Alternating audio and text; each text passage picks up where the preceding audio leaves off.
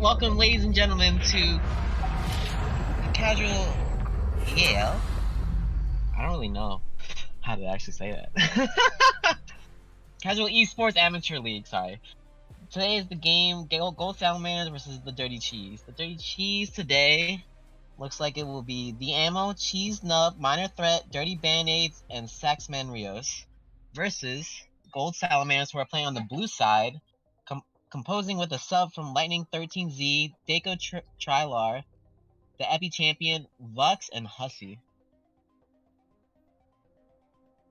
And this is the only game today? No, it's the last game of the day. Yeah, I think somebody else was playing earlier. I can go check that one. Yeah, it's alright. Yeah, previously we had Kamikaze Penguins versus Flow Gaming, and then it actually looks like Reformed Cats versus Team Tempest is still going on right now.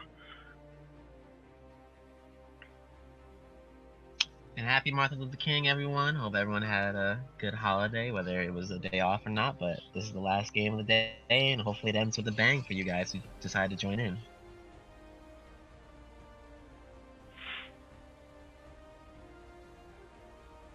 And we're gonna get started here with the pro draft that did start the ban and pick phase already. We could have that up. Don't see it yet. Here it is, and looks like the Golden Salamanders have opted to ban Oriana, the Dirty Cheese with the Morgana, Warwick, and the Ornn already for a Golden Salamander again. Yeah, it looked like Warwick was one of the main junglers that the Dirty Cheese was likely to pick. And then Morgana, I always think, is a safe ban in bot lane because, you know, no matter what you're doing down there, nobody likes Black Shield. I haven't seen Morgana been played in all the games that I've casted so far, though. And not banned either. Even if it's open, no one really picks it. But the Warwick I've seen a lot so far in a bunch of games. So I feel like it's a pick. That's a pick that's across all boards, because Warwick's always good around all boards. And it looks like the Zach first pick here for the Golden Salamanders. That's kind of interesting. That is both a ban and a pick. I know Cheese Nub from the Dirty Cheese enjoys playing Zach quite a bit, so opting to take away somebody and to pick somebody up for themselves there. Irelia, though, for the Dirty Cheese. And I think I saw that Minor Threat loves to play Oriana as well, possibly. But favorite champion is Oriana, so it has been banned, so they're probably gonna play Irelia, possibly mid, possibly top. But knowledge support is always a good one to pick up. It looks like we got a request in Twitch chat to up the volume on everybody if we can. And that's going to be happening pretty soon. But the Kale and this Fortune picked.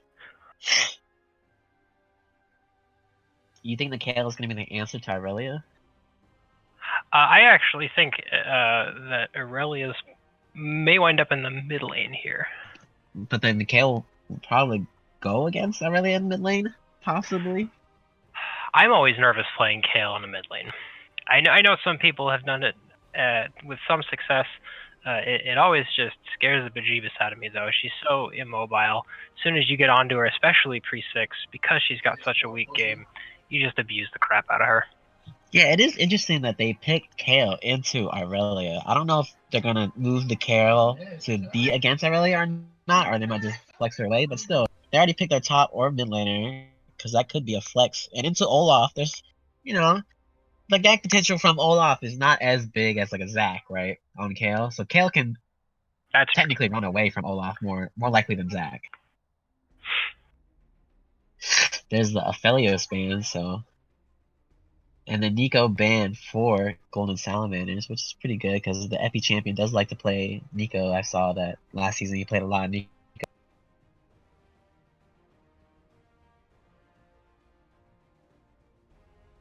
And Zed as well. So they're really trying to limit here the mid laner as much as they can.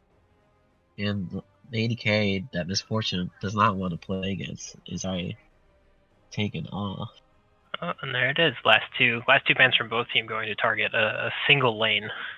Yeah. With Golden Salamanders taking out 80 carries and TDC taking out. So it looks like it's gonna be a Senna Nautilus lane. It is the Ooh. dirty cheese going on right here. That's a lot Very of TDC. dirty. That's very dirty.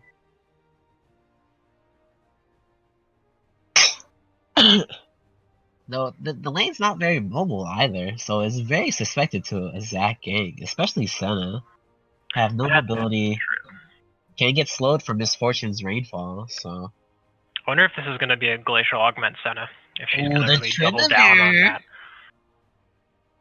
The Tryndamere, though, into all this CC? Ooh. I guess we'll have to see what TDC wants to answer with. What's the support? I'm still assuming Aurelia is mid. Is this Aurelia top? Mid? Tryndamere? Maokai support? KO support? I have no idea. I think it's gonna be Maokai support. I have a feeling.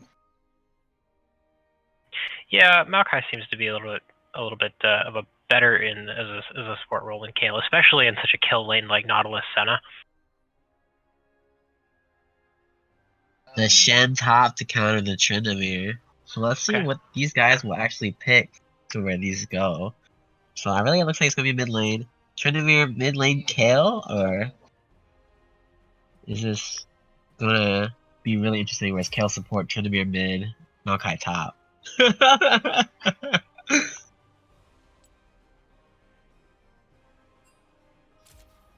But yeah, there is no AP threat from the Dirty Cheese, like Cubba Hubba has mentioned here in the chat. True. Although a lot of the damage that Shen does is magic damage. So if somebody has to sit in a side lane versus him the entire time, then they might benefit from some magic resist. But it's not like Tryndamere wants to itemize into any sort of resist. So it's quite possible that we just don't see any MR come out. Some really interesting team comps though, you know?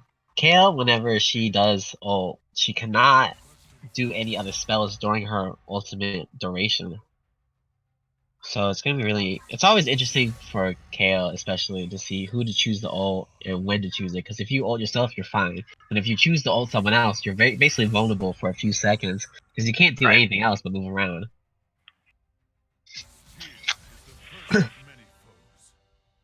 Now that we've gone through our pro draft, we're just gonna hammer out that same pick and ban here in the client, and then we'll be on our way pretty quickly. So we will see who's going where. So it looks like it is Maokai top. That is picked from 13Z. Ooh, that's what I'm saying, man. Maokai top, kill support. Is this what's happening right here? It's kind of funny. A lot of these guys have smite, or at least they started the game with smite in their summoner spells. So it looks like we had a bunch of people who have recently played jungle all around. It is Tryndamere, man. Tryndamere mid. This is so interesting. Oh my goodness. Well, this is definitely the first time I've seen a Mindamere. Oh my gosh, there is no Senna in my casting. Uh-oh. Oh, it is Kale's 80 carry Misfortune support. Wow, alright, so I guess we really have to give it to them here for confusing us. That makes sense, in my opinion, because Misfortune has been more swapped to the support role than Kale. It's just very interesting. I have how this game plays out. I really want to see how this game plays out. This is the Freljord division where most players are gold average, so they do have some form of skills to actually execute these champions. So let's see how this actually plays out in both a team fighting standpoint and also as a standpoint in general, like how these lanes work out, especially Kale Misfortune combination. Tryndamere Aurelia seems like a regular matchup, but it is in the mid lane, so you're suspected from ganks from both sides, as just from one side where usually.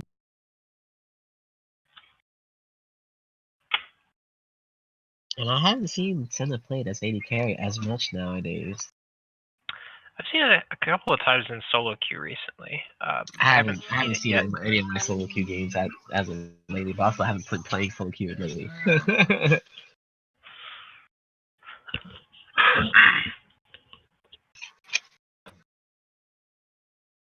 But Trinity are opting with the Ignite instead of Teleport for Aurelia.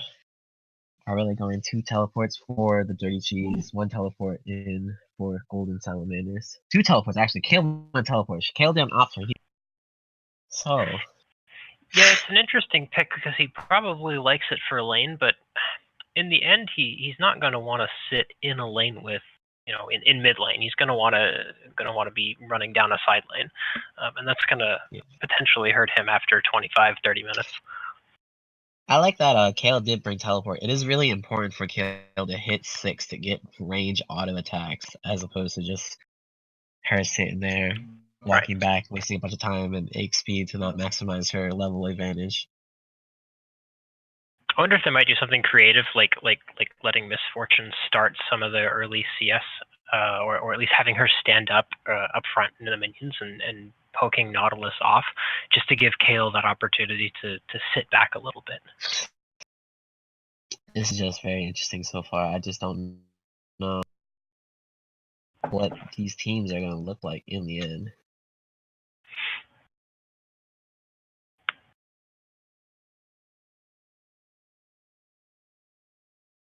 Shen, Olaf, Aurelius, Sona, Nautilus, Makai, Zach, Tryndamere, Kale, Misfortune. Still can't believe it. I've never seen that combination. I also like the teleport from Kale because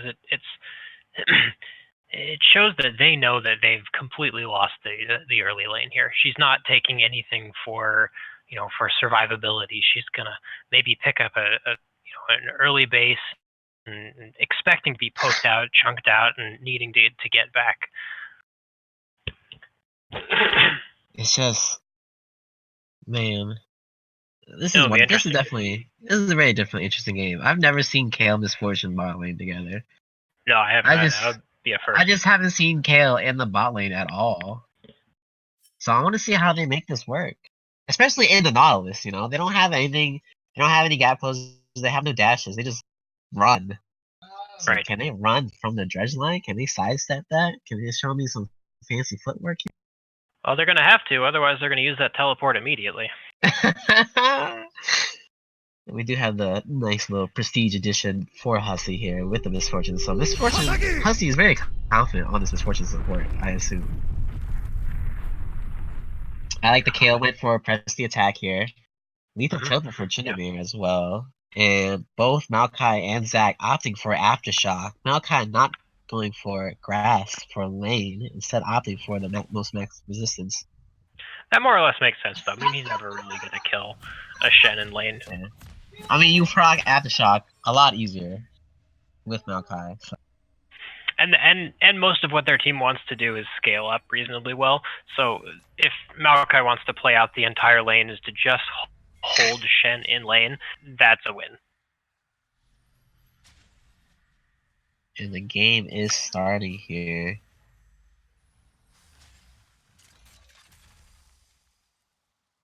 Interesting. So we have Golden Salamanders spreading out. Well, here comes the Dirty Cheese coming right in. Lands the axe on Hussey. Cheese Nub gets it. Hussey has to flash away. Nope, they're not gonna go for it. She did angle herself pretty well to just try to dodge the dreadline from Sax Manrius. And because they saw everybody bot lane, that gives their top side an opportunity to go up and get a deep ward in. They'll be able to track Cheesed up now as he finishes his bot side clear and moves into his top side. It looks like it's going to be a blue start for both junglers, I assume.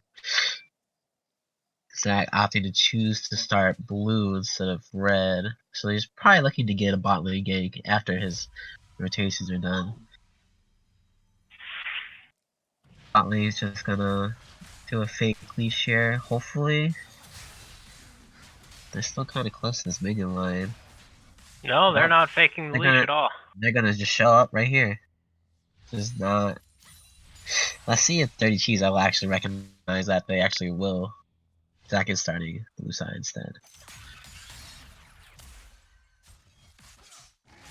That Zach started topside isn't really going to matter for another few minutes, though, because Olaf doesn't have a care in the world about Zach invading his topside. There's no world in which that works. Well, I don't think Zach's going to invade topside. He's just going to get Gromp, go to red, and then do a level 3 gank here on the bot side. Right, but against a more aggressive jungler, one who's more capable of dueling and taking camps, you could easily see the topside get invaded. But against the Zach, that's just not a problem. So it looks like the Misfortune is going to CS here instead. Kale opting to get steel shoulder guards. Dredgeline misses. But Kale is acting more of a support than Misfortune. Misfortune just taking all the gold for now.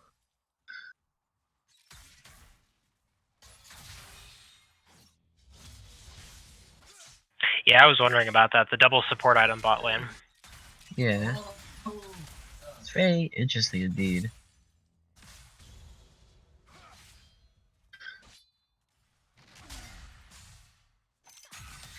So it looks like Zach's doing a full clear instead of rushing down here into bot lane, because bot lane it looks like it's going to be pushed in. Tryndamere has great pressure on the mid lane, and Maokai Lightning 13 is pushed in from the ammo. It doesn't really surprise me to see Zach going for the full clear. You know, he can gank at 3, but he really wants to wait until 4, until he's got 2 points in his E, so he can get that extra range. Extra range is indeed very strong. Shen here harassing pretty well. Dredgeon lands on Hussey, knowing that Hussey has no flash, but Hussey looks like he's going to get away due to... Oh, the double snare right there on the bot lane. Has to flash. Zach is spotted in the river from the dirty cheese here. A nice river ward. But so far this bot lane for Golden Salamanders is not looking too hot. Diamo just showing no fear right here, just mashing away at this Maokai. Oh, another Dredgeline on Hussey. Beautiful damage. Ignite goes down on Sax though. A little preemptive.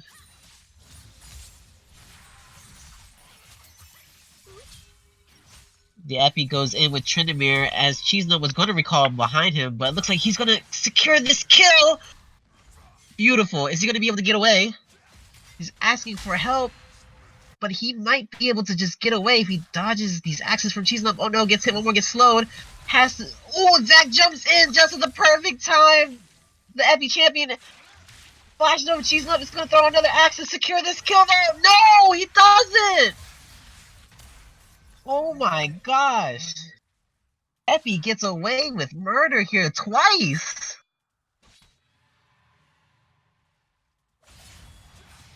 That's a big lead for Tryndamere. My goodness, coming back with Tiamat at the start already. And red buff, so that's a big advantage here. For here, Draco tries to gank here, leave some pressure on the bot lane.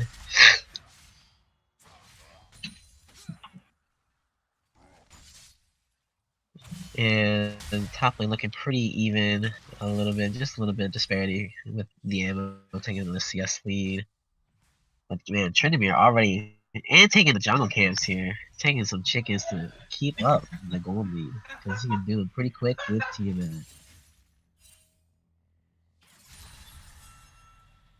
This is just interesting. Cloud Drake up, so there will be no Cloud Drake later, so no not a extra Cloud Soul cooldown game here. Oh yeah.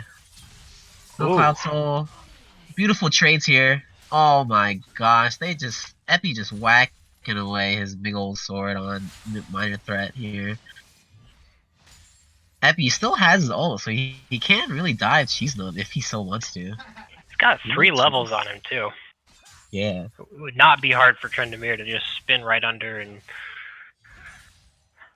out chop the Olaf. It's hard now for Aurelia to CS, because once she Blade Surges in, she's just gonna get a free hit on Tryndamere's autos that just do so much damage.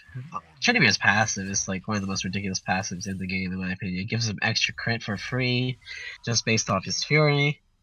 It's just, man. It's a lot of stats. A lot of stats, indeed. And he can freely stack them up. because how is Minor Threat gonna actually stop him from doing anything? One thing I'm not seeing right now is ward coverage. We've got 2 wards down on the bot side, basically nothing on the top side. Oh, maybe we've got a 1 deep ward on top side. But there's a couple of pinks in inventories, but they haven't been set down yet. People don't seem to be valuing the vision control at the moment. And 7 minutes in, I give each other the team's benefit of the doubt. Zach might just be using the pink wards for when he sits in the bush, puts the pink ward down there to make sure he's not sitting on the ward, and wait for the right opportunity to jump in there.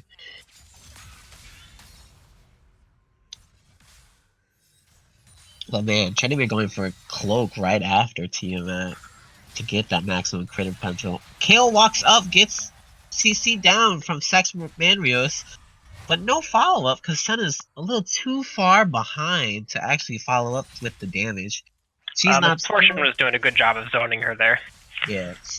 She's not just still over here just getting some more lane XP, covering some lanes while these boys lane is back. Oh, there's that Lands TP chain. the dredge line again. On to Misfortune. Snare goes down, but not enough to kill again. Since Senna did choose to go for tier. So it looks like they're opting for Mirror Mana here on the Senna. That's the first ping down to Dragon. Dirty Band-Aids here going for the long haul in this game. Yeah, it looks like bot lane is gonna just pink ward the River while Golden Salamanders get ready for Cloud Drake. Just looking around. I think they know something's up. They're just kind of looking around, but it'll take the long way to check. Yeah, Golden Salamander's just content to get the Scuttle Crab down on the river so they see the entrance. Putting some wards down river, giving some more better vision control here. Kale is not 6 yet. Almost level 6 it looks like. Just barely missing level 6, but here bot lane already has level 6. That's a really huge potential here for the Dirty Cheese. Dirty Band-Aids and Sax Manrios is gonna definitely do some real hard damage here once things get on. And this is still AP Misfortune. Now that Kale is level 6, he's gonna start CSing. That's still a big huge gold lead here. It is. If you look at the combined CS totals, yeah. Golden Salamanders is hurting in the bot lane. Very hurting in the bot lane indeed. Well, let's be fair. They're hurting in the bot lane, but ooh, nice dodge. So far, they still got auto down. Senna misses her E, lands the dredge line shot, but Zach cancels his elastic slingshot. But still being shown, but he's not gonna go commit. Cheesenut looks like he's gonna come in here, sitting on right top of reward here. They know he's there, but they're not gonna react to it. Oh no, that's not. Yeah, that's their ward. The ward's on top of each other. And Kale does now have 6, so they're gonna have a difficult time diving that if that's what they want to opt to do. Well, Kale does have like no mana, so she does have enough. How much does her ult cost? 100, so she has like 106 right now. Okay. I wish there was bars on the mana bar like there is for health, you know? Yeah, that'd be helpful. That'd be very helpful. That would make my calculations a little bit easier, because I do like to calculate some good damage. Right. CC lands on there, ultimate goes down, but not enough to finish. She was positioned really well in between the turret and the wall, so Dredge Line couldn't really thin through that little narrow core way there. But it was just a shooting gallery for Dirty Band-Aids. Dirty Band-Aids just, practicing his ultimate there. It's a really low cooldown. Let's see, it's 152 seconds. So that's about, give or take, 2 minutes and 30 seconds. Now that they've forced Misfortune back, I'd like to see him go for drag here. Looks like they are going to start drag here. Pink Ward's on top of it. Looks like Golden Salamanders do know, since they saw bot lane walk up instead. But yeah, either they goes down here, and they're going to choose to get Herald instead. Either they saw it, or they knew that as soon as Misfortune back, they'd forfeited the dragon, so they might as well take something on the other side of the map. It's a good play by them, just to make sure that they don't get put too far behind. Always answer with something. Is going to choose to get Tiamat first and rush Titanic Hydra.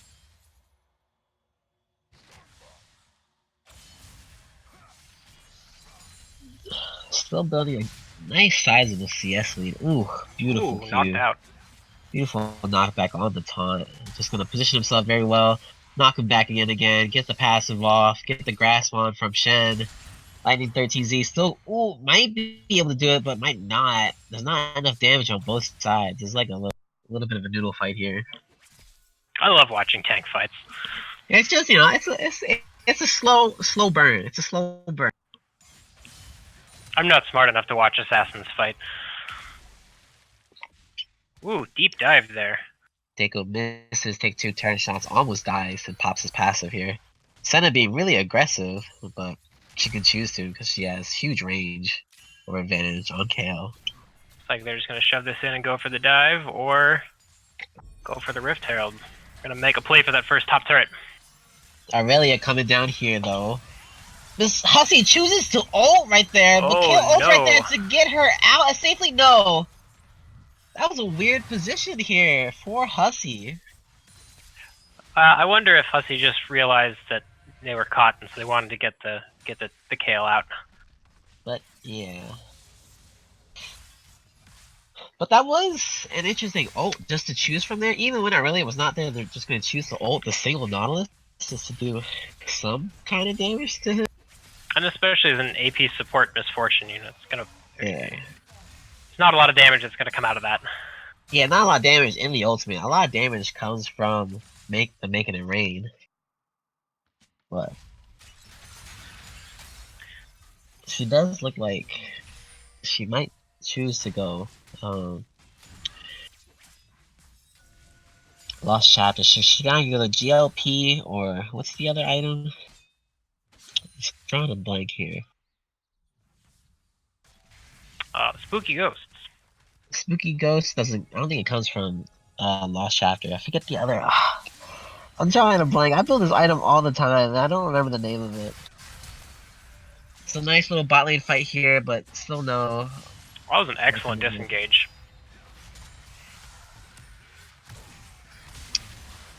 Abby lands 2 knockups on both. Immediately right after. What Zach and it looks like they got it right here. They're going to secure the kill on Saxman Rios. Dirty Band-Aids goes down, and both bot lane comes down. And even Tryndamere shows up just for moral support. And with that, it looks like they know where Olaf is, so they're going to go chase him out of his jungle. They're going to clear up this jungle. Are they going to push in for this bot lane or not? Doesn't look like it. It looks like they opted just for the jungle pressure instead of turret pressure. Plates are down now, so there's a little bit less to be gained. Plates are down, but it is 15 minutes and the turret hasn't gone down. Neither turrets are even half health. The only ones is just the mid lane on the red side. And bot lane turret has barely been touched. Look at all that health that's just sitting on there. More wet noodle fights up top lane. Just gonna watch them. Oh, Tryndamere actually pushes in the mid lane immediately, just like that. Finally, a turret goes down. Well, he's got a cloak, a BF sword. If you leave him in a lane, he will take that turret. He does do a lot. Watching this fight up here in top lane again. Just doing some stuff, but not enough as usual. Maokai might be a little bit trouble here, but the ammo doesn't have enough health to actually commit to a dive, it seems like. Just waiting for a little bit of a misplay from Lightning 13Z to catch him on his last strikes, but instead he's going to choose the recall here in the alcove. So even if Maokai sends his little saplings in the bushes, it won't reach to him. I love the alcoves. The alcoves are really nice. I wish I could play around the alcoves more since I don't really play bot lane as much, or top lane.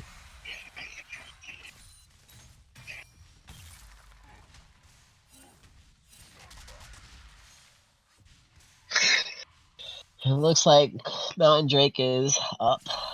Just came on down. Tryndamere secures the Scuttle River on bot side, so they'll be able to see if anyone chooses to do it. She's not coming in. And seen by Tryndamere, it's probably gonna get chased down here. Misses the chicken. Because Olaf positions himself right in front of Tryndamere, so he doesn't get balked at. That is an outie sort of situation, running into a Tryndamere 2 levels higher than you on a river. Yeah, I mean, if you face Tryndamere, you don't get mocked. If you turn his back, you get mocked and you get that slow. But he did get the slow, so he was able to just walk away for free. CasualEAL's gonna opt to choose a lane gank here, going into the alcove, coming from... Oh, he's gonna choose the recall instead. Ah, man, this team and they're recalling the alcoves. Oh, they're This is the looking for dredge that line, so you engage. can follow up, but they do see him. They catch just a slight avatar of Olaf. Manamune is finished on Senna, so it's gonna go to Mira Mana eventually. She's already at looks like 400 stacks. Miss Tar on Shen onto Maokai. Tryndamere is gonna walk up, walks over a pink ward. They might see it. The ammo is gonna opt to choose to walk in the other direction. Possibly try to live here. It looks like he is gonna live here actually. While they do the dragon, while the ammo distracts two of them to do drag. Flashes over the wall, might get secured here. Tryndamere can definitely follow up. Drag definitely goes down to red team, so that's Mountain Drake. So it looks like it will be Infernal Drake for the team. So Infernal Soul will definitely be very beneficial for Tryndamere. And Senna, because Senna scales, I think scales pretty well with Infernal as well. Gonna choose the ult here on to Kale, but Kale's so far away. Lands the Dreadline though, max raise. Wow. LFCC, but Kale ults to opt through damage. Both get hit by Senna ult. Oh my goodness, that is nasty. They position this dirty band-aids really positioning himself really well to land the middle of his ultimate onto both bot laners to do maximize damage output. That was a beautiful engage from Sax Manrios to actually ult the Kale, but Kale's reaction to ulting that was really well done as well. Oh, that's the kill lane that Dirty Cheese drafted.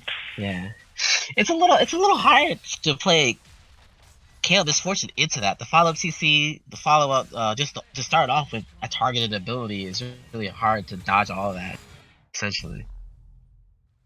Well, this goes back, I think, to the Morgana ban. You know, that was their first ban, so seems like they knew early on that they wanted to win bot lane, and they weren't gonna risk having a Morgana ruin their day. Yeah, a 2,000 gold lead for Senna up top the Kale. But it still looks like Misfortune holds the gold lead above the Nautilus, about 500 gold here. I'm just gonna let Kale kind of scale into the game, as they do secure a top lane turret to give her some more extra gold. But Gold and Salamanders do hold the gold lead for now. This might be looking like a long game. 20 minutes in, only 6-3, only 2 turrets are down, 2 dragons are down. It's gonna look like it's gonna be a lengthy game. This is my least favorite part of the game, when there's not a lot of objectives up, there's not a lot of obvious things to take, there's lanes to be pushed out. Yeah, this part of the game is pretty slow now. I'm watching this mini-map here, and I'm looking for signs that the teams are assembling together or looking to apply pressure in a specific place. But so far, it seems like a lot of random motion. Tryndamere goes down. Taunt does not land. Lightning 13Z holds onto his turret. Oh, what? That happens? Really? You can pierce darkness the turret? Senna Q will hit turrets. Yes, you can. What? You can target a turret with it, or you can target something else with it and hit a turret with the backblast. Yeah, I know you can do wards and stuff with that, but that's crazy. It does that. Puts her up there with Caitlyn. The ability to just mid lane looks like it's starting to fight here as Tryndamere destroys Shen. But Looks Yeah, like Shen's W is not enough to hold the line against the Tryndamere. it looks like Dirty Cheese did try to start a fight mid lane, blowing Irelia ult, but missing it, unfortunately. And Tryndamere can just 1v1 the Shen, which is a big problem overall. So not really many people can answer the split push Tryndamere. He does finish his first item here, going with Essence Reaver. And a bit of an interesting build so far. Decides to get Stinger for the cooldown, and then going for BF Sword Pickaxe, which might be IE next. Just gonna keep the Stinger though? So Kayle has finished her first item now. Nash's Tooth, good item in my opinion. I love champions that can build Nash's Tooth. That's one of my favorite items. It's just got the right mix of everything, doesn't it? Yeah, it's like a unique item nowadays. Not many people can build it. Very few people who do build it have a very interesting build itself. But this item is not seen very often. I like seeing it a lot. I still prefer Wit's End over Nash's Tooth though. If I were to choose an attack speed item. The problem with the Wit's End is that it's a scaling item, and it doesn't actually start scaling until, I think, 13? Tryndamere here, just going fully in, destroys Aurelia. Zach ults right on top of Nautilus, and they look like they clean up the fight pretty well. Shen ult goes down as well to help Cheese Nub, but Cheese Nub dies pretty quickly once Shen pops in, and they're gonna let the ammo go away, maybe? Yeah, they're gonna let the ammo walk away here. Oh, Hussy coming in. Oh, the Make It Rain just barely misses it. Oh my god, he gets away. I like what they did here is they won a team fight and then they immediately started taking things, but they didn't all glom onto one single objective. They sent Tryndamere mid and said, "Hey, you're strong. Go take a turret. We don't need you here to take a dragon." Yeah. I see a lot of teams. They all kind of like jump on one objective at the same time. When really, if you can get away with it, why not take two? Why not take as much as you can, essentially? Right. I mean, Tryndamere doesn't have teleports, so he does have to maximize his position as best as he can, right? So they're gonna try to get some ward coverage here on the Baron in response. Just clearing out some wards. Look at that Make a Rain taking a chunk of like Cheese Nuts health. That's probably like 300 damage right there, easily. That is 300 damage, man. My math is on point. Well done. Well done. I've been doing a lot of math today, so it's been a rough day. It's been a rough day. I don't play nearly enough AP Misfortune to be able to guess at that without looking at the target frame. Yeah. It's just, oh man. All I know is that whenever I play Earth and there's a AP Misfortune, that Make It Rain does so much damage, and I'm like, oh my gosh. It's so hard. So hard. It's such a huge AoE spell that it does zone out pretty well. If you sit in it too long, you take so much damage from it. And you know, it just stands there for like a good few seconds. Let me see. It stands there for 2 seconds, slows enemies by 60%. It does about 300 to 400 magic damage over 2 seconds. So a total of 400 magic damage if you sit there the whole duration. That's a lot of health. That's a lot of health. Here we are back again to skirmishes a little bit across the map. Nothing substantial. Just gonna tickle the Maokai here. He heals it back up with his passive. Just at this point, that's a 2-item Maokai, both tanks. I mean, you're gonna have a little bit of a hard time, all-inning him. And the other mid laner, Epi Champion, has much more success here with the ammo. And the ammo doesn't even want to walk up the Tryndamere at this point.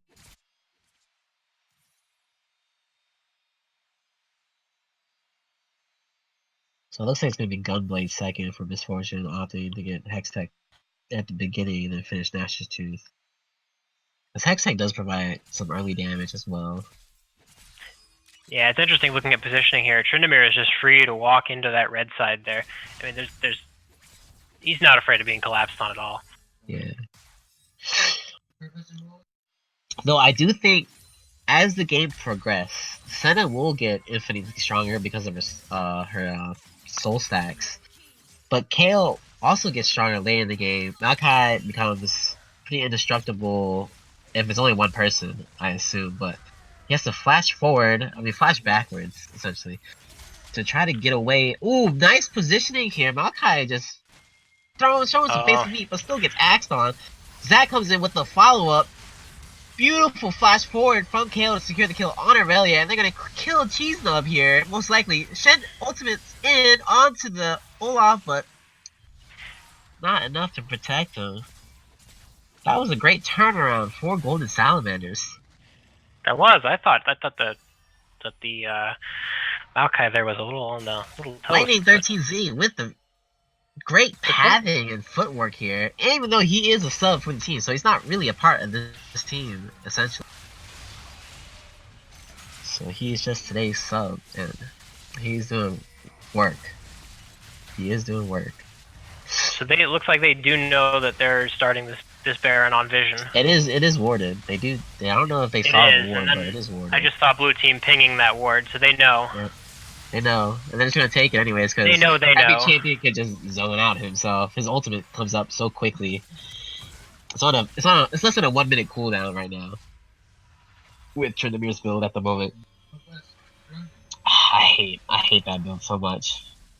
I just don't like Tryndamere, like facing him at all. It's not fun playing against champions you can't kill. Yeah, 1 minute invincibility for 5 seconds every minute, 34 seconds to be exact. But still, it's like, man, that thing comes up so fast. A minute goes by so quick when you play League. And you're just like, wow, what the heck? It's always up. It's up every team fight. So every time you're fighting him, it's up. So it's almost like it doesn't have a downtime. Here comes the second Infernal. The gold lead is now 6,000 for Golden Salamanders. Kale looks like has caught up. It's 1,000 less gold. TP in for Aurelia to come in. Looks like Dirty Cheese looks like they're gonna commit. They're gonna commit. Misfortune ults the whole team though. Kale onto the Zac. Kale goes down because of her ult, which she can't do anything. Tryndamere slashes forward but dies to the center ultimate. Looks like a beautiful team fight as Aurelia comes up and cleans up the back line. Maokai is still alive though. It's the only finishes off the Aurelia. Does he stack is still alive to get another kill? Oh no, he does not. Man, Tryndamere still had ult. Oh my gosh, if he had pressed ult earlier, flash forward with it instead of dying immediately, he would have cleaned up. You know, Misfortune had a beautiful ult there, but remember, that's an AP Misfortune. It is an AP Misfortune. It was an animation and nothing else. It looked pretty, but it didn't seem to do anything to the Dirty Cheese. It's all on the Make It Rain, unless she applies. So she looks like she's going to get Morello, so that ultimate will apply Grievous Wounds as well. There is a lot of healing on this team. Senna applies healing. We have the jungler and the mid laner going Conqueror. Olaf heals a lot himself, and that is a lot of healing reduction for their team. So that's really beneficial for Misfortune to get that. And it's Ludus Echo was the item I was thinking about earlier. Oh my gosh. I always forget that item exists. No, I don't forget it exists. I forget the name. It's just awful.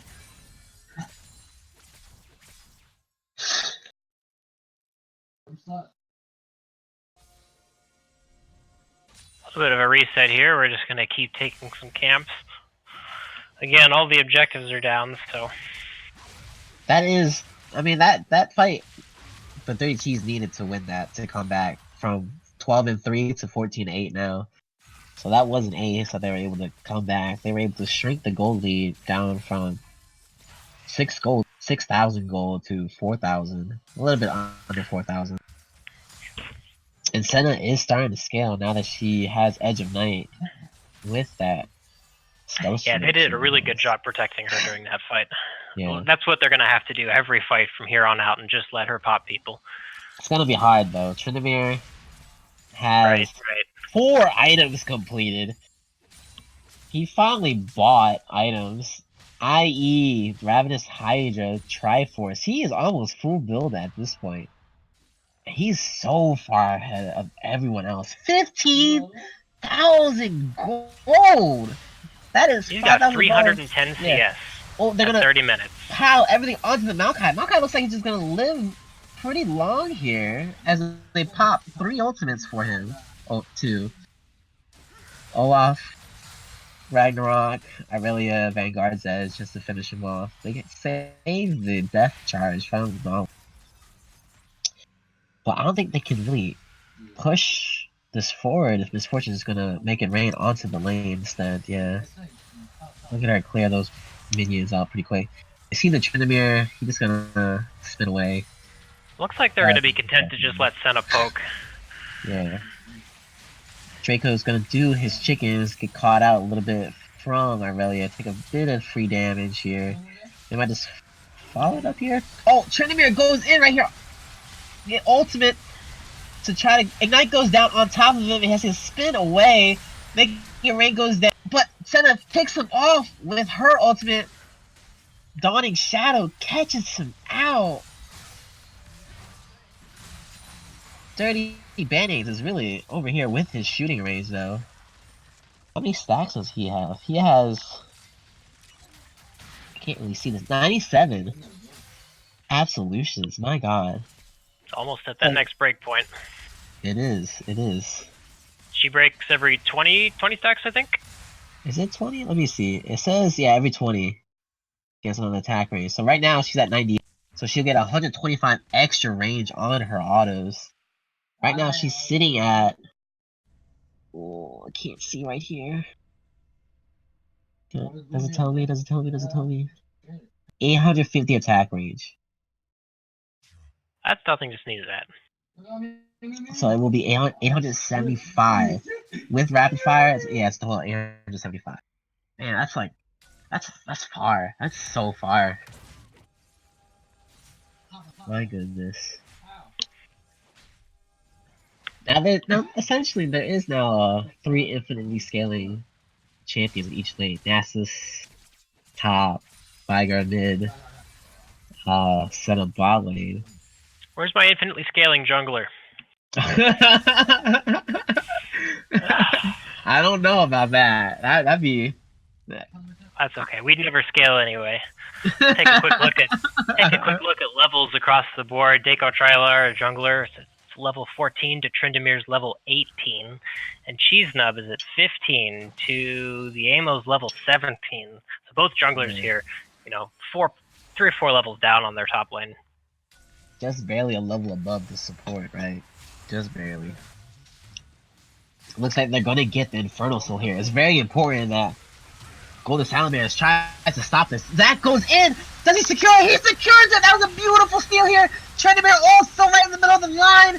Is he gonna kill anybody though? He looks like he's gonna try to kill her. Kill ult on top of him! Just secure that! The maximum damage output here! The Dirty Cheese looks like it goes down fully as Senna ultimate to get in, but everything goes on top of the Senna last! Senna blast comes the Maokai in the other direction, but doesn't look like Dirty Band-Aids is gonna make it himself out.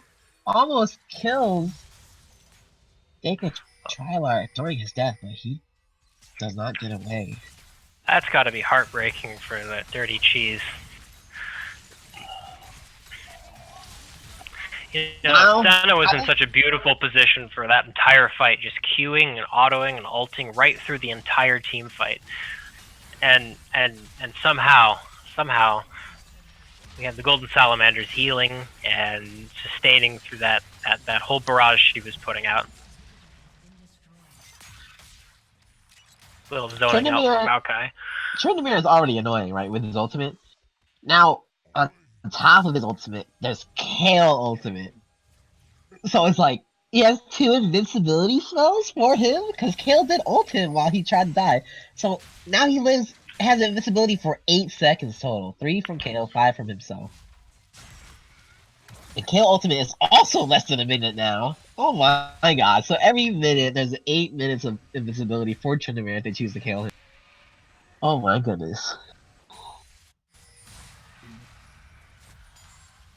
Because they really kept Tryndamere alive during the whole fight to just do the most damage onto the team fight, because he was just right in the middle there.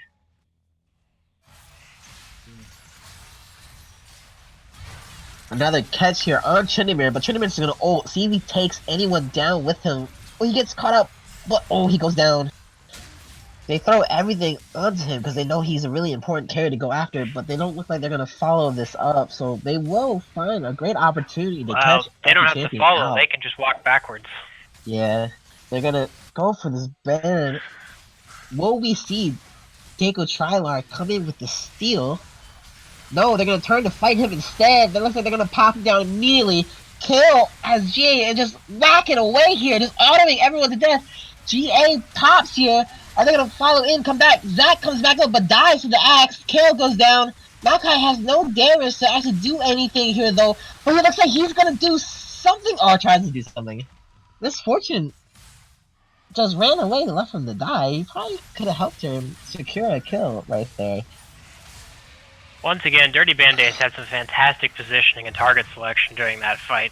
Yeah. She was just popping, and then as soon as the Kale went down, switching targets and waiting for Kale to come back up again. Always focused on, what's going to kill me and how do I kill it first. This is really a back and forth, and with Baron secure, they went from only a 1,000 gold disparity, not even a little bit less than 1,000 gold disparity on both sides. That's a big difference. What was it? Up to, I think we peaked at 5, maybe 6k earlier in the game. We peaked at 6k early in the game, then we dropped to 4, then it was still 3k up. Once they got the bet up, essentially about 2,000 gold.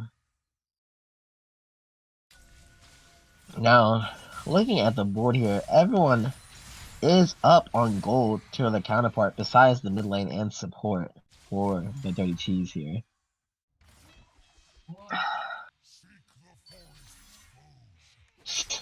As much as Santa is damage outputting, I just don't think it's as much as we're seeing here. I think I don't know if Senna will be the most damaged at the end of the game for the Dirty Cheese, but I could be wrong.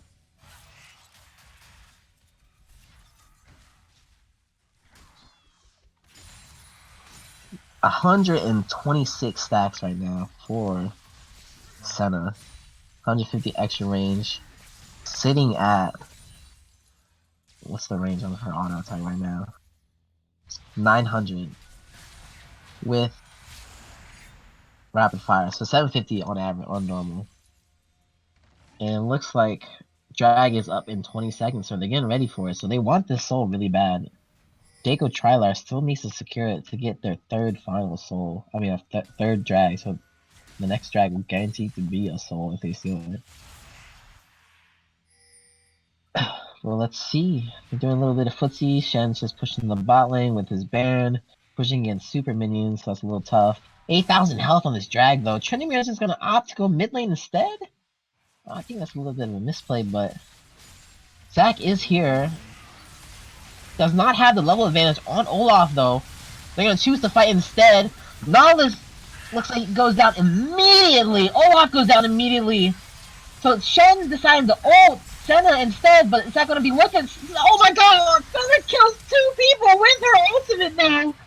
Oh my goodness gracious! Oh my god, this Dawning Shadows comes out of nowhere, lands a beautiful ultimate on almost everyone. Dirty Bandits has beautiful positioning in this game. Really knows how to play Senna to her maximum potential here. Oh, I guess that's why Senna's been putting in a lot of work. Yeah. She's got some really great positioning. I was a little worried at the beginning of the last fight because she was pushed out so far by the Maokai. Yeah. But it's hard to push Senna too far away to ult her team. I mean, like, no matter how much you push her away, right, her range just lets her still auto from so far away. And it looks like game 1 goes to the Dirty Cheese with the Senna being the primary carry, it looks like. Diablo protecting her really well, ulting her, letting Cheese Nub and Sax just, whittle away in the front line, but once Senna gets in that great position, it's hard to kill her. Let me see this damage. So Senna does do the most damage. I thought Shen would probably do some good damage, but he didn't really fight that much. 44,000. My goodness. Maokai does the most damage, actually. For Golden Salamanders. I love it. He was sitting there wailing on Shen that entire time up in top lane. Yeah. I actually think he did a fantastic job in lane. I thought his Yeah, job was I to felt just like keep Shen there to prevent he him from did. jumping down to bot lane to participate in that kill lane. Yeah, I felt like he did really well for being a sub, especially for this team, just coming in without knowing them very much, knowing the strategy very much. But he did play really well himself. But damn. Yeah, a couple of was saying, why did the split push stop? I know this Tryndamere could have did a lot more split pushing, which was, he's designed to do. He can get away from split pushing, he can just do it. But support Misfortune doing really good damage as well. I wonder if it had something to do with the teleport. Tryndamere not having it, it was really difficult for him to get anywhere. I do think he could have and probably should have just run down a lane. That would have really made the Dirty Cheese's day pretty awful. But I opted to team fight, and that's exactly what Senna and the rest of the Dirty Cheese wanted. So it looks like we're gonna go right into game 2 possibly right here. The lobby's already set up, they're really ready. They're itching to go back at it, huh? Yeah, itching to finish this, trying to get before the end of the day. So everyone's probably got some work tomorrow after all.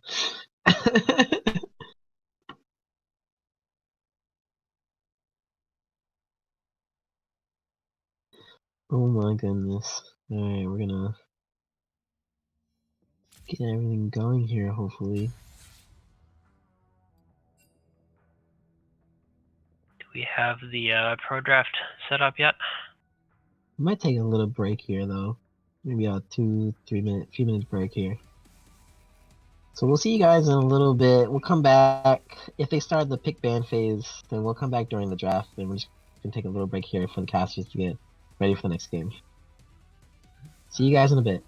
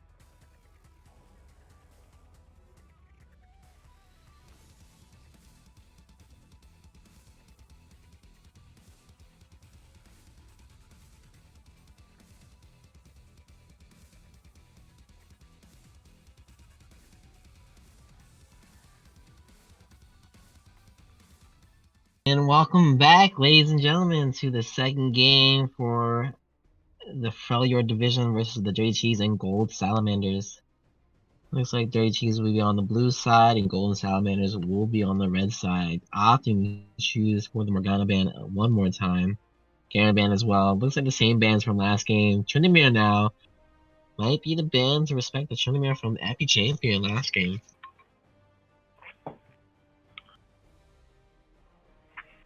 I'm sure that nobody on Dirty Cheese actually enjoyed that pick, so it does not surprise me to see it gone here. So they're going for the Oriana band one more time here. So looks like the same bands from last game. They said the Warwick with the Dirty Cheese is going to be Tryndamere. So let's see what the Dirty Cheese will first pick here, though. Nautilus, one more time. Nautilus is always a great pick. As usual for the first pick. It is a very safe first pick in my opinion. There's not many champions that give Nautilus a hard time. In my past experience. If you're the Dirty Cheese, you got to be thinking that maybe you don't fix what's not broken and take Senna here second. Warwick opting to go for the jungler here. I thought the Zac fared pretty well, but Warwick I guess is a more comfortable pick here for Golden Salamanders. The Quinn pick is interesting. Wonder if she's going to be put top or AD carry. I love Quinn. Quinn is one of my favorite champions in the league. Oh my god, I should play some more Quinn. I mean, like, they changed her so much, right? I miss Valor. I miss playing as Valor. I still play Quinn no matter what, but still, like, Quinn has turned to more of an assassin champion as opposed to, like, going Bork and stuff now, so it's kind of weird. Only, like, lethality builds. I don't know, man. It's hard to be a Quinn main nowadays. Well, this is interesting. They chose to pick half. The Dirty Cheese chose to pick half their bot lane, and then go with a Nico, or maybe is this the return of Nico AD carry? Let's hope not. That was a miserable couple of weeks. Zac into Quinn, really rough. Nico is a good pick as well. Zyra support into Nautilus. So no Senna this game. They might be a Senna if they don't ban it, so we'll see. Senna is banned inside. My bad.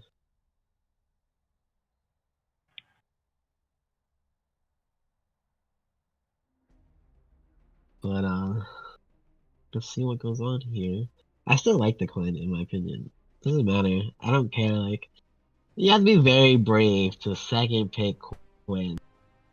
So no kidding. You gotta Unless be very you're really comfortable moving her around the map. Indeed. So target banning AD carries and mid laners once again for the last two bans for both teams. Let's see what Golden Salamander picks up as their fourth pick here, though, before they hand it off to Dirty Cheese to finish out their team. Vel'Koz mid? Hover it at least. Oh, and they go with it. Or is it Zyra mid, Vel'Koz support? It's been a little while since I've seen a mid Zyra. It's been a while, but going against Nico, I would not be surprised.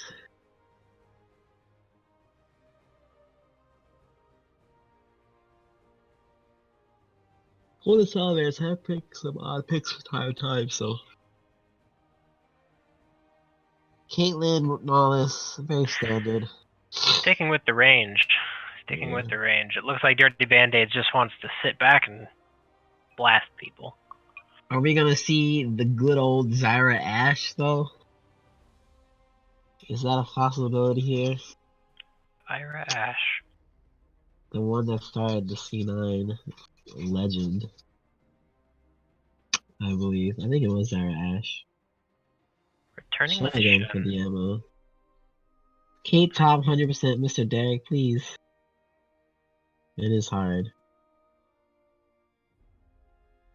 I always like seeing Shens, especially when AD carries are strong.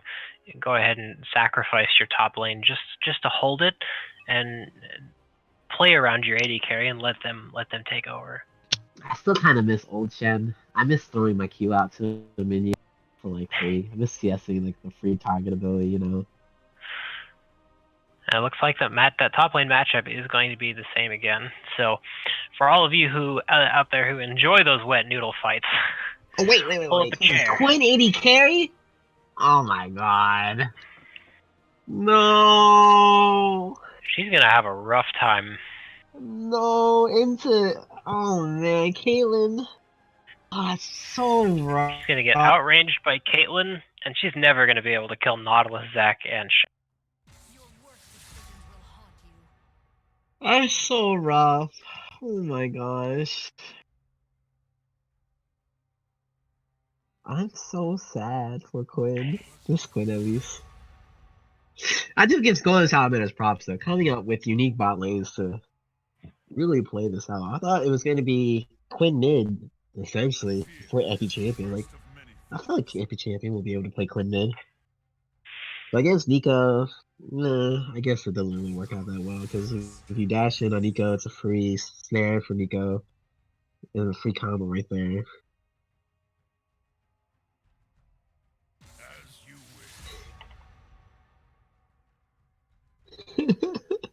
Phoenix, come on. You were in the game, I'm sorry.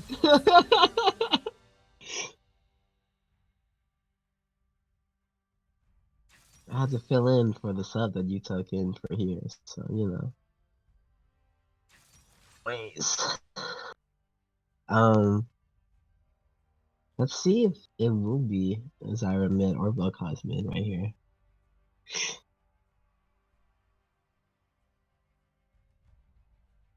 Samika goes in with Ignite this time.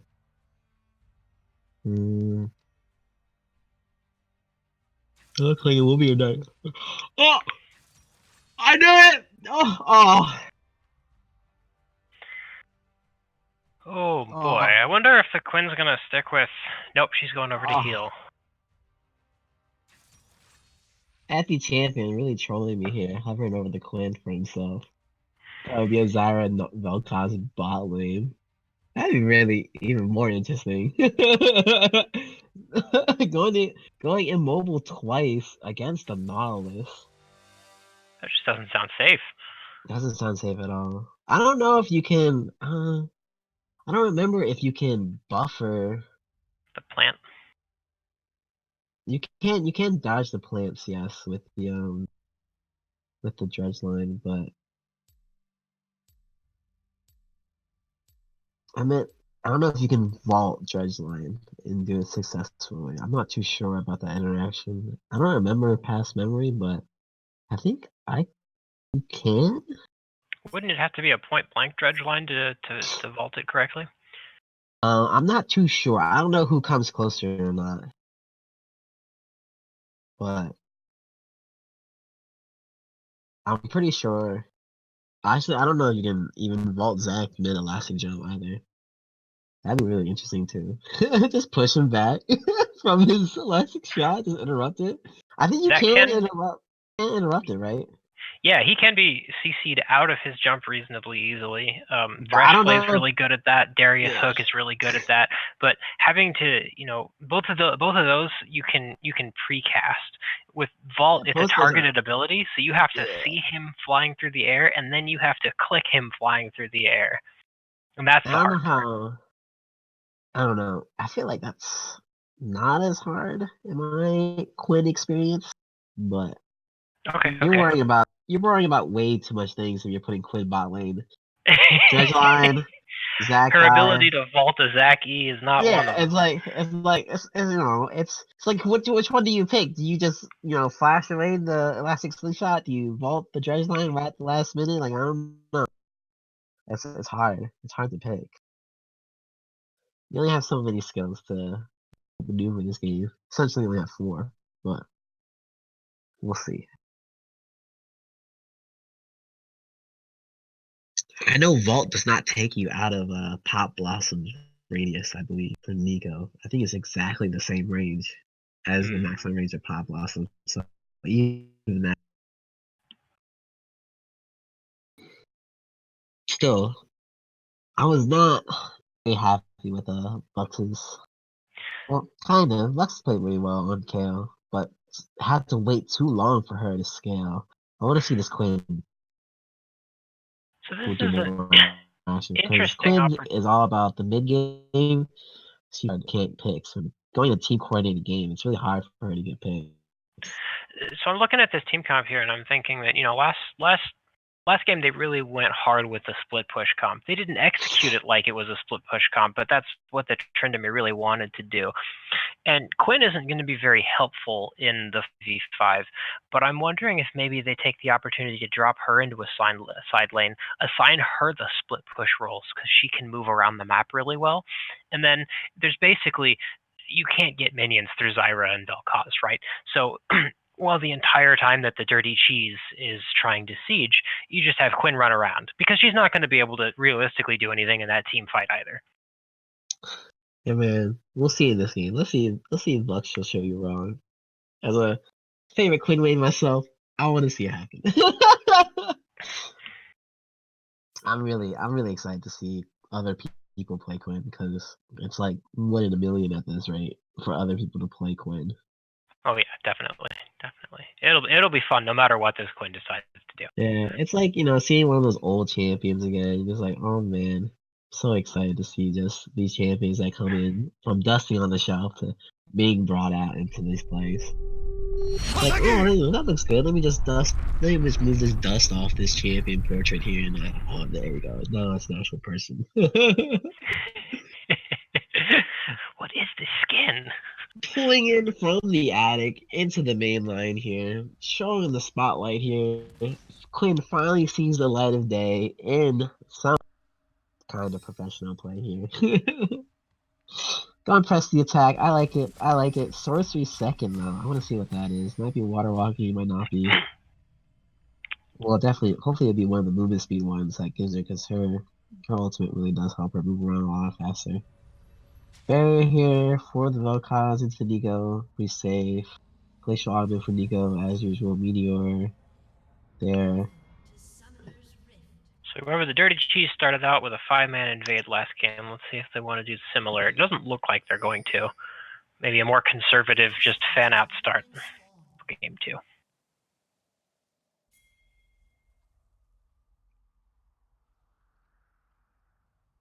And here we are.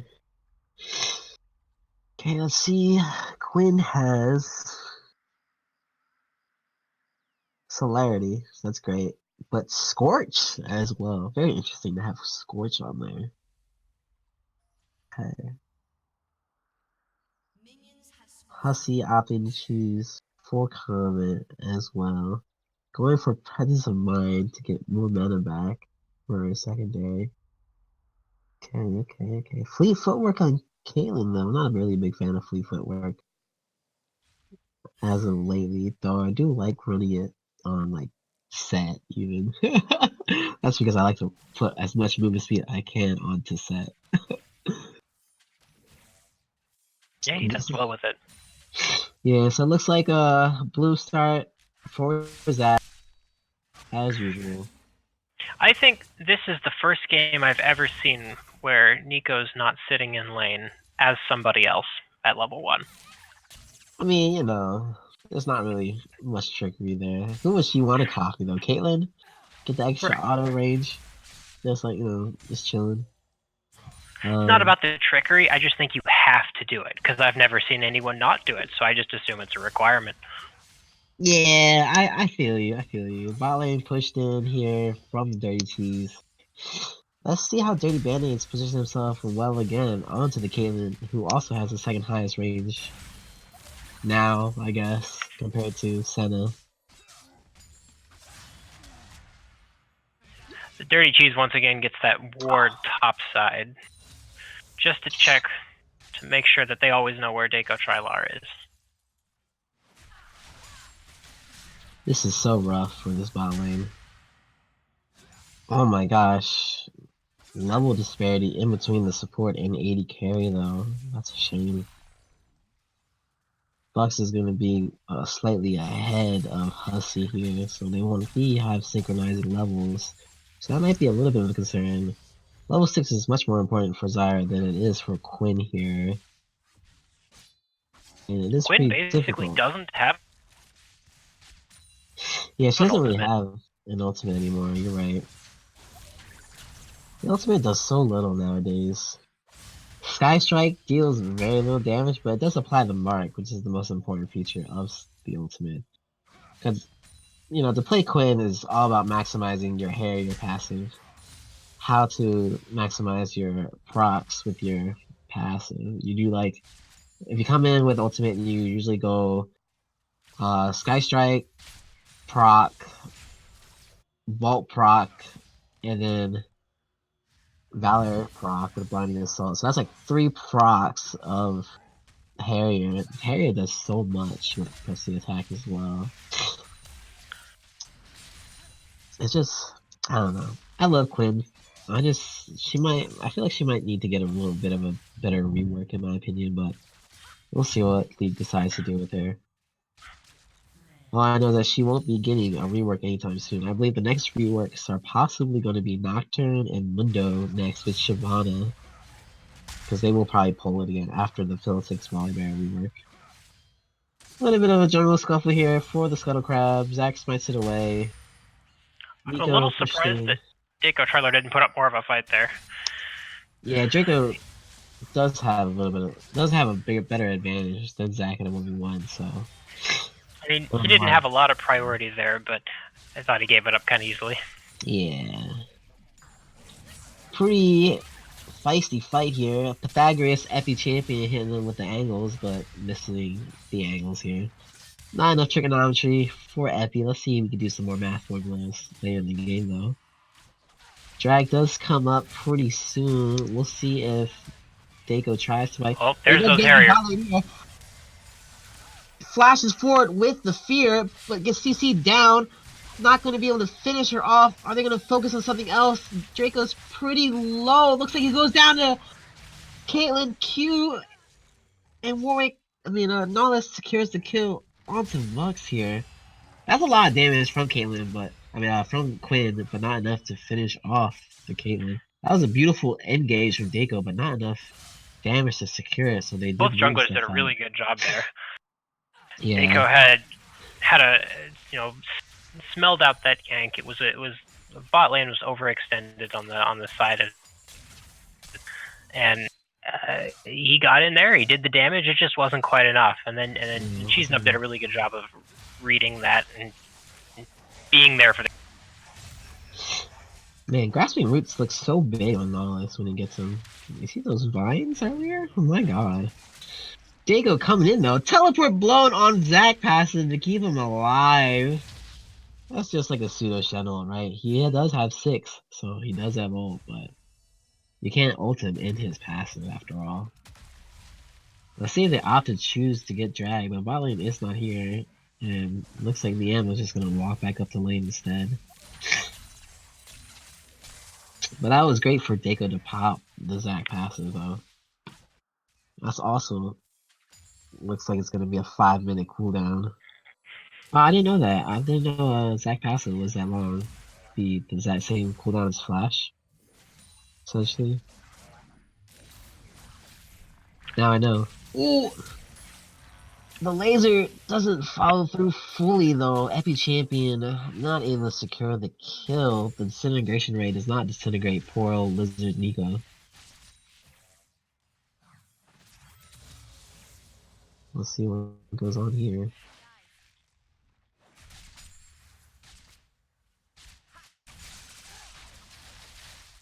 It's a nice little bit of harass here.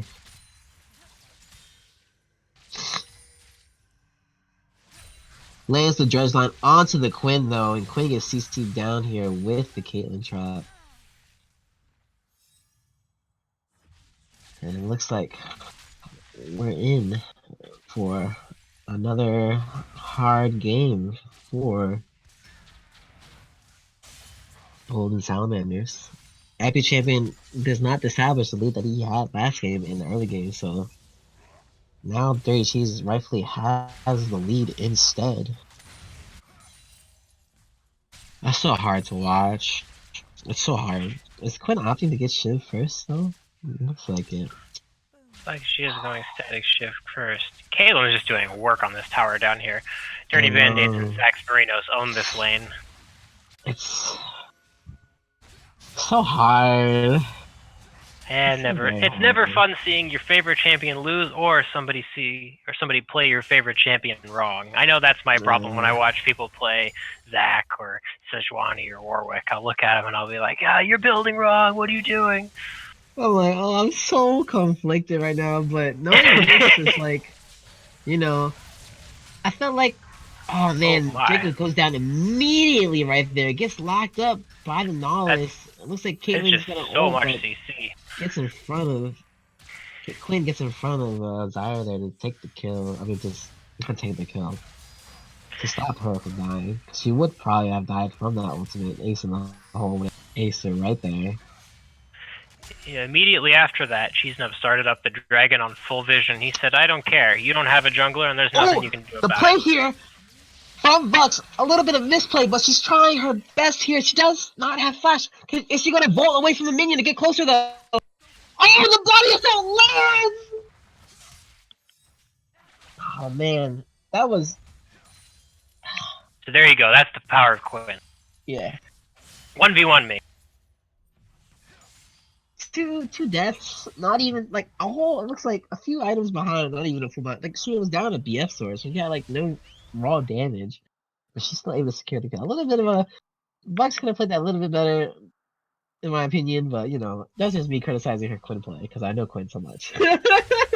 But that is the power of Quinn, essentially. Like she does pretty well in 1v1s. But I'm seeing a lot more vision down this game than I suppose seeing last game. I'm counting, is that 4 or are there 5 pink wards down for the gold salamanders? Yeah, it looks like they are prioritizing warding pretty well. They deep wards a lot in this jungle to really find where the Zac is so they can prepare the Zac ganks ahead of time, which is really smart. I mean, that is... Oh, Dry Slime lands onto Zyra. Gets her to half health on his own. Right there. She'll have to chug away her refillable potion, which is a smart buy in my opinion. And it's hard for her. She decided to get mobies. It's kind of hard for her to keep the mobies up active during lane due to the plants, though. I'm not a big fan of mobies on Zyra, in my opinion. She essentially moves slower. When she does that. Nice grasping roots. A play here on the mid lane onto Deco Trail. Looks like he goes down immediately though. CC chain on top of Shen ult misses though. I mean that Shen taunt misses, but it doesn't matter. That was a great collapse. That was a great collapse. Really tricked Deco Trailer, I believe, because Nico did have the Zac appearance on and Deco tried to start a fight with him by walking up to him, but it really was Nico all along. Surprise!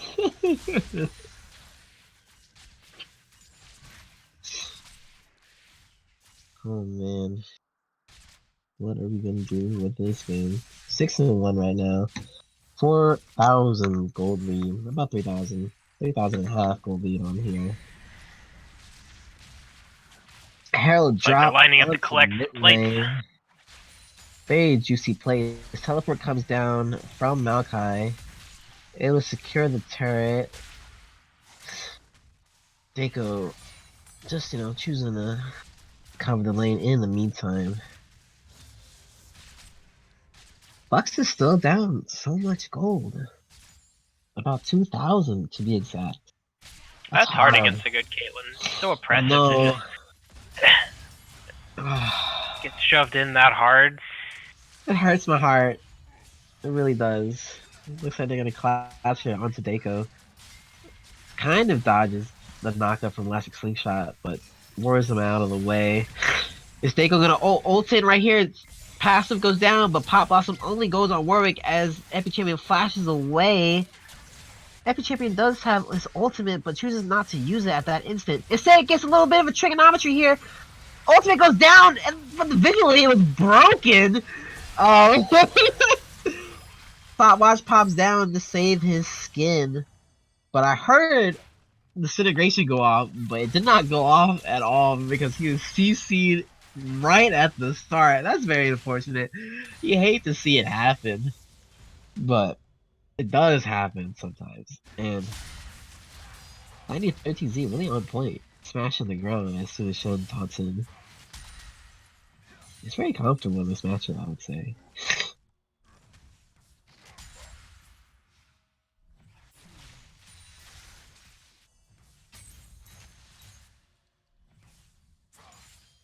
As the game continues to go on, let's see here. Drag is up in 30 seconds. Going to be out having soon. Nico has a lead over Vel'Koz. Everyone essentially has a lead, I believe. Top lane is pretty even. Caitlyn's still sitting almost trying to get a 3,000 gold lead onto the Quinn. With this finish is pretty big. Pop Blossom goes down, immediately solo kills Vel'Koz. So at minor threat, getting some revenge here on Epi Champion. Landing the beautiful skills here. Tangle Barbs right onto Pop Blossom, right onto the Blooming Burst. Nico doesn't look like it, but she does do a lot of damage when she lands everything. They're gonna start So they this don't in have terms of vision here. on the dragon, but there is a pink ward, and they saw Jack jump through the pit. There was nothing they could do, but they knew Jack was there. Yeah. It's going to be Cloud this time, which is useless for Quinn, but very useful for the other champions like Makai, Warwick, Zyra, and Vel'Koz. Very useful for everyone else but Quinn in this matchup, I believe. Pop Blossom coming on pretty quickly. Looks like they're going to secure this tower here as they jump on top of Quinn. Heal gets popped down. Zyra ultimate gets 2. Vault goes down. Judge Line misses. There's nothing to Elastic Stop back, but the... My god. The headshot coming in from Caitlyn to secure that kill. You hate to see it happen. Shen gets a Ammo looks a little caught here. antsy here, but not enough to kill him. Lightning still pretty low. Well, almost died to that exchange, but he's pretty comfortable. Staying nice and pretty on top of it. This is where the game starts to scale out of control here. Bot lane turret goes down. Free run for bot lane here. Dirty Band-Aids looking to go top as they usually transition that way. Once the bot lane goes down, it looks like they switch the Emma goes bot. Dirty Band-Aids and Sax goes top, which is the right move macros wise. To secure that top tower.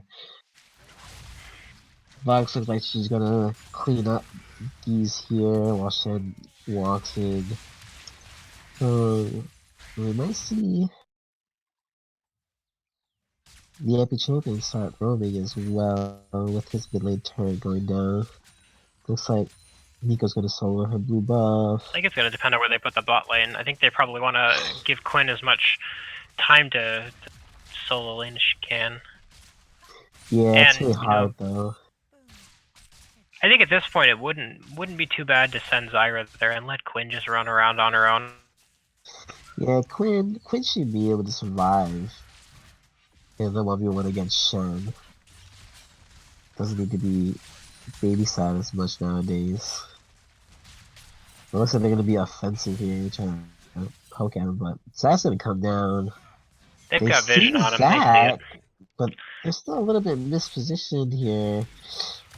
Doesn't land, gets cooked up though. Misses the taunt, but looks like Quinn still can't get away. Dago goes down as well. 2 minor threat. Minor threat catches him doing the chickens. And it looks like Lightning 13Z is going to go down as well. Solo kills all across the board.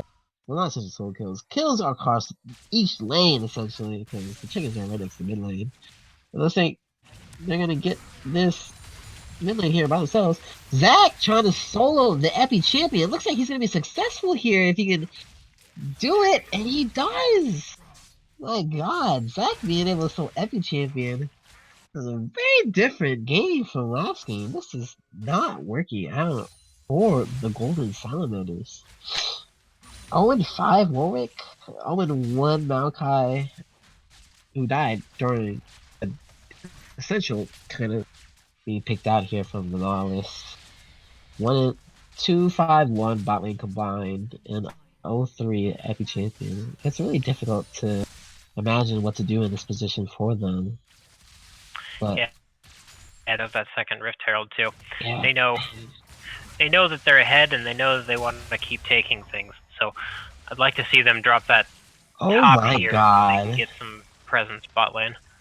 It's 18 minutes in, and the Dirty Cheese already above second tier turret on top red side right here just to kill this Warwick and this Vel'Koz right here. They just do so much damage. They're so far ahead. And they're playing this game so beautifully. All their laners are essentially so strong here as they just dive continuously on top of each other, knowing that Zach's passive is up. They're just gonna take as much money as they can. And look at Caitlyn just standing on top of Zach's mob. My goodness. And they even got Herald because Nico is soloing Herald by herself. Oh my goodness, this is a pre-20 inhibitor, most likely. Gonna go down. Pre-20 broken base. There it is. Oh my gosh, this is Oh, they even absolutely managed disgusting to here. take the. So at this point, I think you have to leave Quinn top. Give her that solo farm. Her or the Epi champion. Really, you need some more gold on your damage dealers. You need more gold on everyone, essentially, at this point. The gold disparity is just so big. It's 12,000 gold, and the Dirty Cheese is gonna run away with it. I expected Dirty Cheese to have a more unorthodox strategy, but they played it pretty straightforward. A really amazing macro, really great positioning on all their players, and really beautiful skills on skill set on all their players being able to win their own lanes essentially. Besides the Shen Maokai. Oh, they finally found the pink ward. Had a Secure the pink Cloud Drake as ward well. next to the dirty red buff for 5 minutes now. 10 minutes maybe. Yeah. But man, it is not looking good for the Dirty Cheese. These picks that they decide to pick on their own are not working out.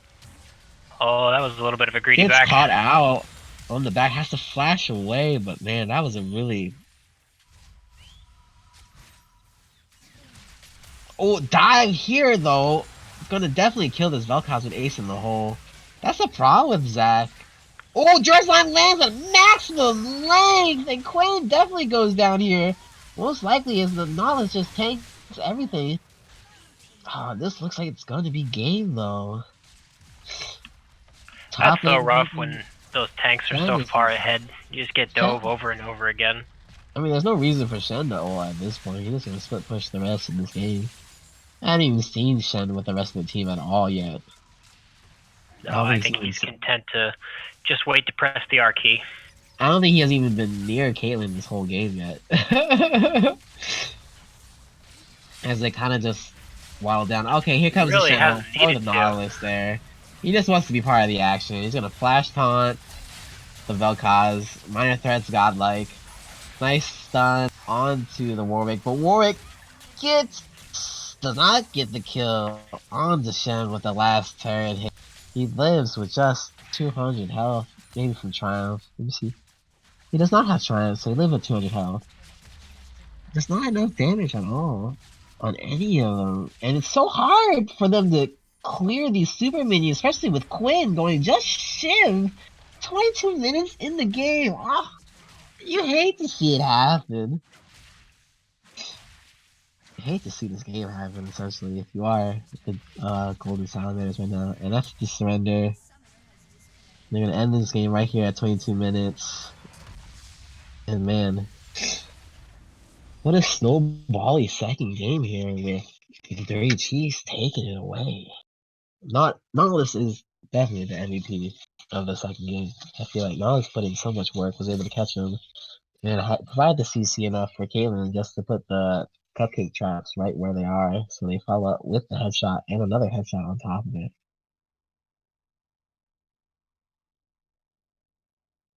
Oh my goodness. It's just the Jerry Cheese is looking like a really scary game. The Band-Aid again pulling up with the most damage numbers. Yeah, Dirty Band-Aids has got some really good positioning. So both of those games, he got himself on a long-range champion and just sat back and popped things. That was both simultaneously frustrating and beautiful to watch. Cheese Nut was great on the Zac pick. I felt like he applied a lot of pressure just himself. It looked like Minor Threat was much more comfortable on the Nico than the Aurelia. She played pretty well, 7-0, going godlike, not dying once. I have to Nautilus imagine did great it's on hard to be Sac. less comfortable than when Tryndamere is spinning down your face. Oh, hell yeah. I mean, Anything's better than that. oh man. I feel like the pick ban. I feel like the first step for Golden Salamanders to improve is to have a better pick ban phase, in my opinion. Besides that, the rest of the game can be improved on that, but these picks have been really interesting for Golden Salamanders, but have not been working out so far, especially into the Nautilus. Nautilus was a priority pick here for the Dirty Cheese, and it was rightfully so because Sax pulled up some numbers and also pulled them down with his anchor. Right, I thought I was going to see more bans get thrown at the bot lane, especially with how well they did in the first game. But really, only taking out Senna was kind of disrespectful to the Dirty Cheese's duo pair. Yeah, I feel like the bans they had weren't as impactful. Like the bans that they put in wouldn't have put much of an impact as the Nautilus bans would have been to see if Sax could play other champions besides Nautilus in this series. But it's tough, especially if they choose to ban the Morgana herself. Themselves, the Dirty Cheese, knowing that they want to put on those engage supports, and Morgana is a hard counter to those heavy engage types, and they put a priority on that on what they want to play versus what they can't play against. Right, they didn't even tip their hand. They flat out laid it on the table. They said, we're going to draft a kill lane. Yeah. And you can't have Morgana. Is there going to be a post-game interview here? Do we have anyone? Doesn't look like it. Looks like everyone just left. It is pretty late here, so does not look like there will be a post-game interview here today. Unless one of the people still in the voice chat from Dirty Cheese is going to come up. There's only 2 people still there. Looks like Stacks and Dirty Band-Aids are around. We're gonna have to move up for the post-game interview if possible. Are we gonna be able to get an interview here at Scrambles?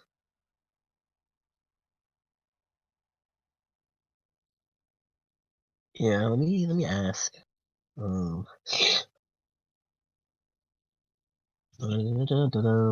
can just move up real quick. All right, let me message them.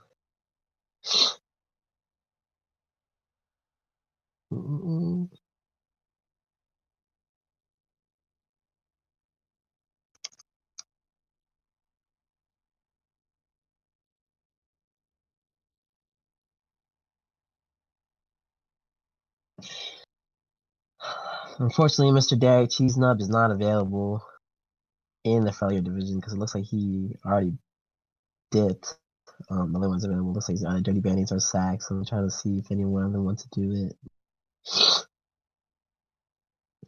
Alright, yeah, so, alright. If you find something.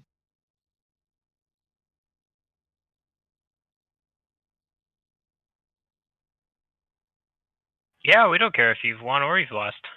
It's always good to talk to the players. It's always good. It's always good.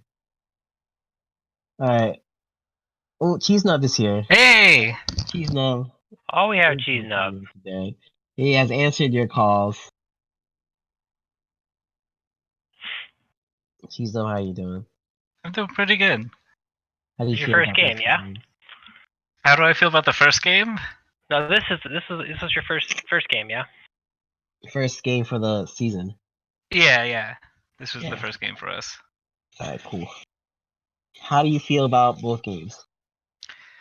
I think the first game, the Trindamere kind of snowballed early on us, and our comp had a really hard time dealing with that. But I think that we were able to use kind of like the Shin to mitigate him just like split pushing in the side lanes, and then I think we had vision most of the game, so it didn't feel like it was too oppressive, but it was basically, it felt like we were scraping by the seat of our pants there for most of it. And then I think the second game we got champions that we were a bit more comfortable on, and it just felt a lot easier. Yeah, the second game really showed. I felt like all of you were playing much more comfortable picks, especially Minor Threat, and knowing that Stats could play Nautilus. Band-Aids was always really dominant on whatever AD carry he was playing, and you looked a lot more comfortable on the Zac than the Olaf, so... Yeah, and Olaf, I think he just has to get going early on for him to feel impactful.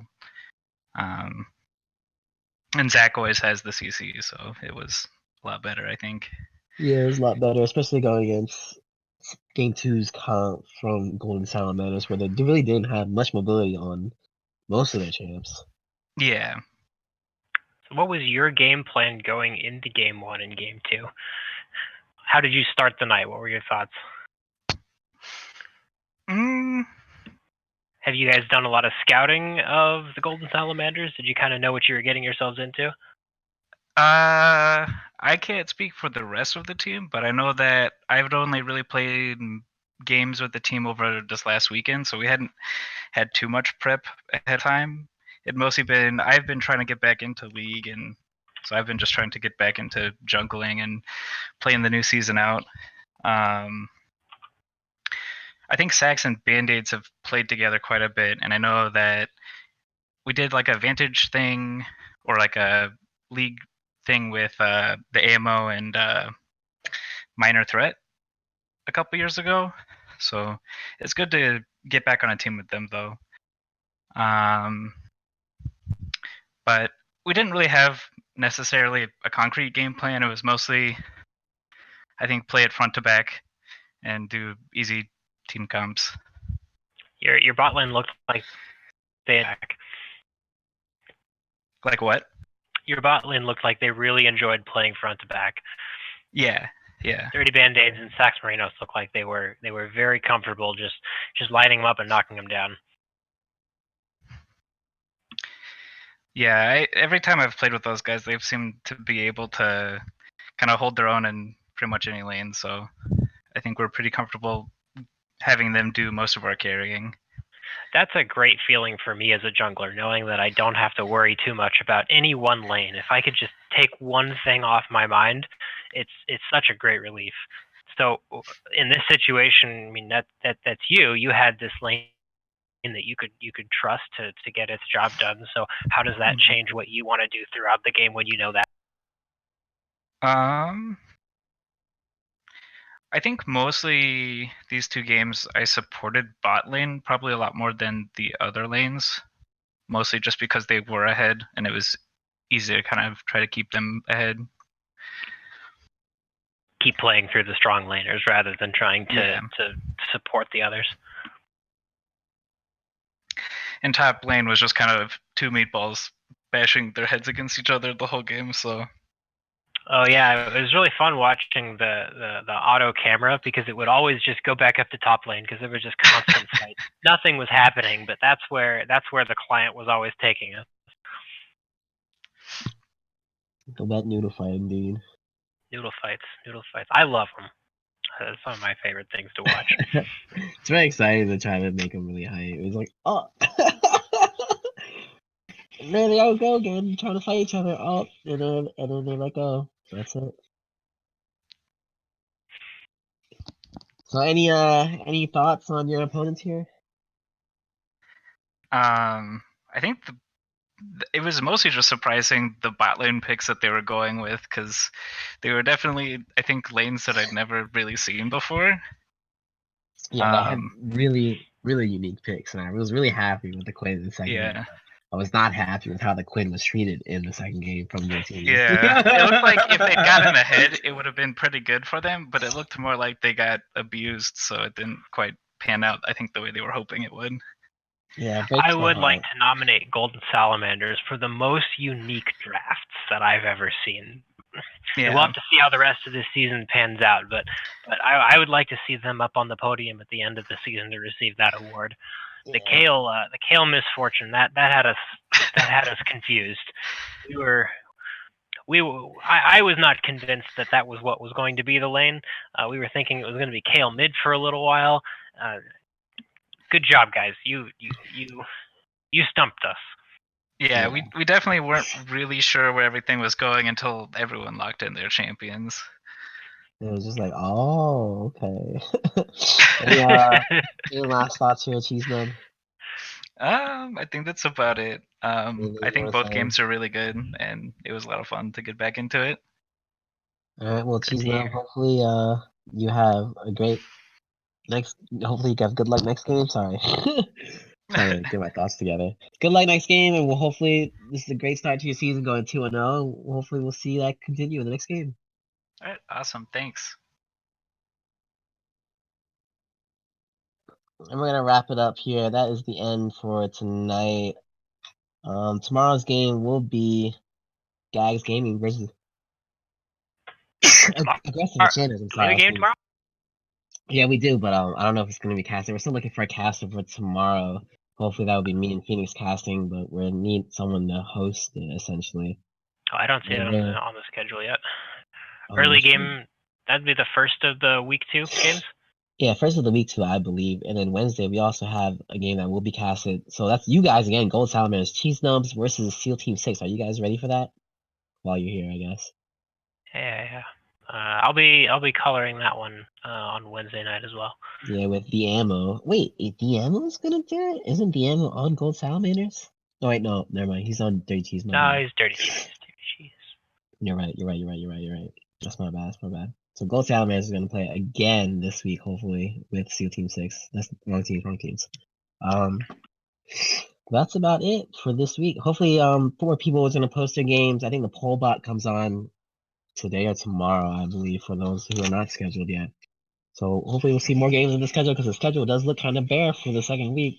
And we'll see you guys next time. Have a good night, everyone. All right, take it easy, everyone.